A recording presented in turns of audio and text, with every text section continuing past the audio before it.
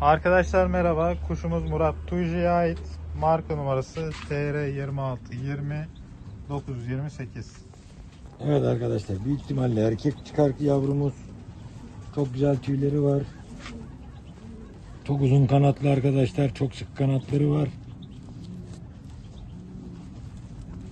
Hırçın bir yavru. Hırçın.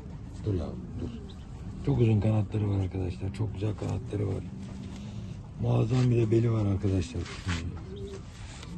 Dur çok hırçın.